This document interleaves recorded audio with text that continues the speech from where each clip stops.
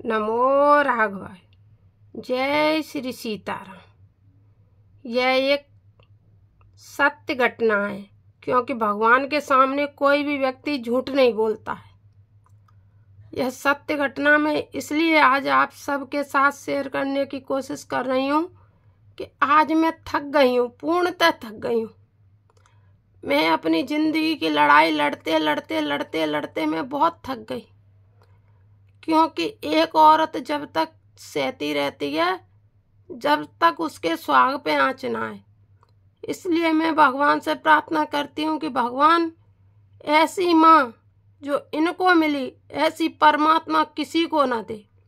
और भगवान जिस तरह की सासू माँ का उन्हें, क्योंकि माँ के ही समान सासू भी होती हैं, इसलिए मुझे मिली ऐसी भगवान सबको दे। क्योंकि माँ के लिए मैंने इसलिए कहा कि ऐसी माँ किसी को न मिले कि माँ ममता की मूरत होती है, अपने लड़के को मौत के मुंह में डालने की कोशिश नहीं करती है। लेकिन कम से कम नहीं तो मुझे नहीं पता है, मेरी शादी के 1 साल बाद मेरे ससुर खत्म हो गए थे, तब से हर पल मैंने उस लड़के को जिंदगी और मौत से लड़ते हुए देखा है। कभी समाज के लिए, कभी बहनों के लिए, कभी भाइयों के लिए, कभी माँ के लिए। इस तरह से वो व्यक्ति 18 साल की उम्र से लड़ता लड़ता लड़ता आज 55 साल का वो व्यक्ति हो गया। आज वो अपने माइंड की बीमारी से ग्रसित होने वाला है। भगवान की कृपा से डॉक्टर ऑपरेशन के लिए बोल दिया है, ऑपरेशन करवाएंगे। लेकिन दिमाग के ऑपरेशन की हालत आप सब लोग जानते हैं, लेकिन परमात्मा का भरोसा है, ईश्वर हमारे साथ है, इसलिए कुछ गलत नहीं हो सकता है। लेकिन ऐसी माँ भगवान किसी को न दे जो एक दिन जहर दे दे, लेकिन थोड़ा थोड़ा तिल तिल तिल तिल करके अपने बच्चे को मौत की ओर न ले जाए। इसलिए मैंने कहा माँ ममतामयी होती है, लेकिन ममता नहीं, कभी कभी माँ एक नागिन का भी रूप लिए हुए होती है। मुझे ये शब्द कहने नहीं चाहिए, लेकिन मैं अपने पति की हालत देखते देखते देखते देखते आज 35-36 सालों से थक गई हूँ। इसलिए मैंने यह ब्लॉग बनाया है आप सब तक पहुँचाने के लिए। आप सब बहन भाइयों से मैं प्रार्थना करती हूँ कि भगवान जब किसी को ये लगे कि हमारे साथ गलत हो रहा है, तो उस समय दूर हटना ही बहुत अच्छा होता है। क्योंकि बार बार हथौड़ी की तरह कहीं समाज के लिए, कभी परिवार के लिए, कभी किसी के लिए इस तरह से चोट पे चोट मत खाते रहो। लेकिन जो कुछ भी हुआ ठीक है।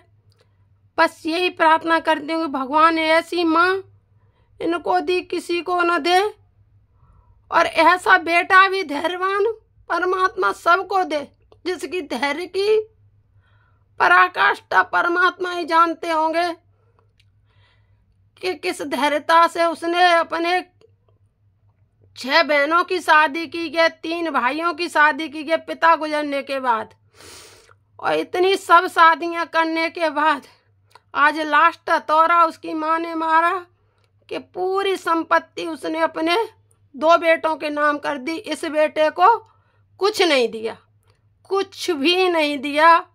लड़के की शादी बड़ा बेटा करता रहा, तब तक माँ चली गई और कोर्ट में जाके सबको, अरे सास तो बहू की तो सांस निकालती ही है। इसलिए मैं कहती हूँ लड़ने वाली सास सबको मिले। सास बहू का जीव रिश्ता होता है, लड़ते झगड़ते रहते हैं, साथ रहते हैं, कोई बात नहीं होती।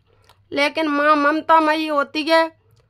पुत्र का पुत्र हो सकता है, लेकिन माँ पिता एक बार कर सकता है कुछ भी, लेकिन माँ ममतामयी होती। इसलिए माँ यदि गलत फैसला ले तो वो बहुत गलत होता है। इसलिए मैं भगवान से यही बार बार प्रार्थना कर रही हूँ, इसीलिए इस ब्लॉग को बना रही हूँ कि भगवान ऐसी माँ किसी को मत देना, किसी को भी नहीं, जो अपने पुत्र को मौत के मुंह पे लाके खड़ा कर दे। ऐसी सास सबको देना, क्योंकि लड़ती झगड़ती रहे कोई बात नहीं, सास बहू का रिश्ता ही नोक झोंक वाला होता है, चलता रहेगा। बहू पराए घर की होती है, इसलिए कोई तो ये सोच लेता है कि बधू लड़किनी पर घर आई, राखो नैन पलक की नाई। कोई कई कर विचार देखो मन माई, पराधीन सपने सुख नाई। को जीवन ऐसे ही निकल जाए, को सुख में निकल जाए। लेकिन एक स्त्री तब तक चुप रहती है जब तक उसके सुहाग पे आंच नहीं हो। आज मेरे सुहाग पे आंच है, इसलिए मैं भगवान से हाथ जोड़ के प्रार्थना कर रही, भगवान मैं रहूं या न रहूं, यह ब्लॉग में हमेशा रहेगा, आज भी रहेगा, कल भी रहेगा और चलता रहेगा। तब तक ये ब्लॉग रहे, जो जो लोग देखेंगे इसे हमेशा याद करेंगे कि एक बेटा जो अपने पिता के परिवार को पालने के लिए पूरी जिंदगी की कमाई मेहनत सब कुछ लगा दे, उसके बाद उसकी माँ का क्या फैसला होता है कि सारी संपत्ति हम 2 बेटों को दे देते हैं, और बड़े बेटा जिसने 6 बहनों की शादी की, भाइयों की शादी की, पिता गुजरने के बाद उसको क्या देंगे? कुछ नहीं देंगे, पता भी नहीं चलने देंगे, क्योंकि वो तो अपने बेटे की शादी में बिजी होगा। तब तक हम संपत्ति छोटे बेटों को दे देंगे। उस टेंशन को लगने के कारण आज मेरे पति दिमाग की बीमारी से ग्रसित हुए हैं, इसलिए मैंने भगवान से यह प्रार्थना की है, आप सब लोगों के यहाँ तक यह बात पहुँचाने की कोशिश की है।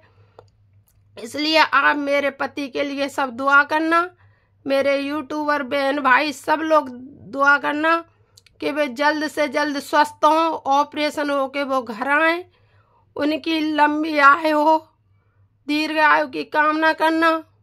भगवान का आशीर्वाद तो मेरे साथ है ही, भगवान मेरे साथ थे, हैं और हमेशा रहेंगे, क्योंकि एक भाई अपनी बहन के सुहाग की रक्षा करेंगे, इसमें मुझे पूरा भरोसा है। इनके सिवाय संसार में कोई होता भी नहीं है।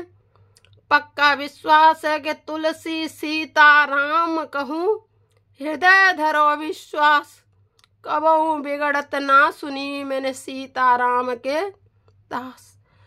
नमो राघवाय, जय श्री सीताराम, जय श्री सीताराम।